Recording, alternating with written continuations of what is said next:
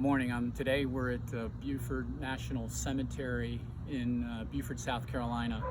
And the reason we're here is to visit again my second great uncle, Isaac Rice. And we've told the story in the past regarding Isaac. Today what we'll do is broaden it out a little bit and talk about Isaac's specific journey to get to this cemetery today. Isaac and his brother Abraham joined the Union Army in 1861. Isaac was born in the 1830s. My relationship with Isaac is he is my second great uncle. My great-great-grandfather Nicholas and Isaac were brothers. They all served in the Civil War. There was actually 5 brothers that served in the Civil War. Isaac's journey here was a long one. Isaac enlisted in 1863. He fought in the Peninsula Campaign with his brother in the Civil War. From there, they went to North Carolina, and in North Carolina, they served on the Albemarle Sound and were captured in Plymouth, North Carolina. It's a whole nother story, and we'll tell that story someday from Plymouth. But the bottom line, all of the Pennsylvania soldiers in his division were captured in that battle.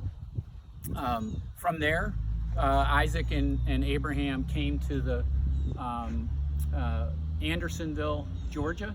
So they had to march from Plymouth, North Carolina to Andersonville, Georgia. The dates were roughly April 17th through 20th, 1864, when they were captured.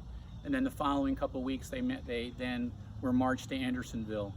In September of 1864, Sherman began his march to the sea, and he put pressure on Andersonville. All the POWs at Andersonville started to be moved. Isaac and Abraham were moving from Andersonville and ended up in Charleston, South Carolina. That's a whole nother story as far as what happened in Charleston, South Carolina in general.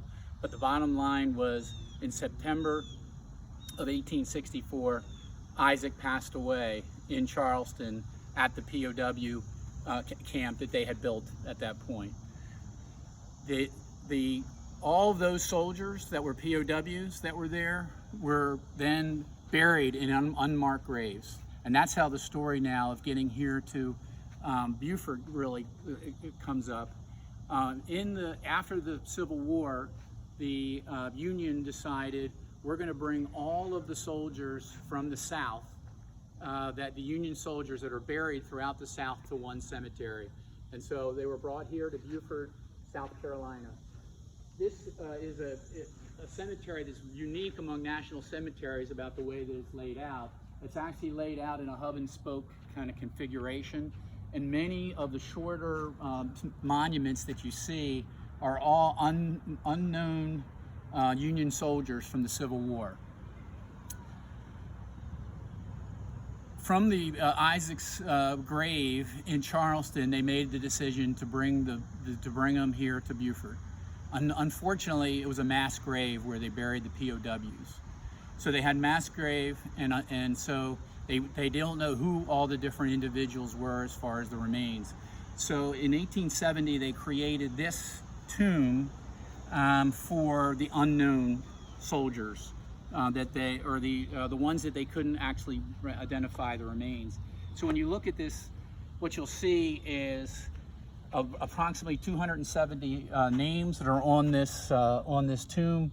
The names are listed in terms of states. So here's Pennsylvania, here's Michigan, here's Ohio, kind of state by state.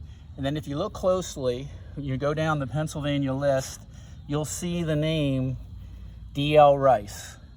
So D.L. Rice is actually commemorating Isaac Rice's remains. Now, the DL and why the D, why the L? It's a mistake when they actually when they did it. But so Isaac ended up in his final resting place here in Beaufort.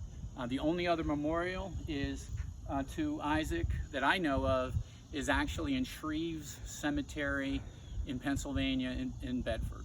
So that's the story of Isaac, and how he ended up here in Beaufort.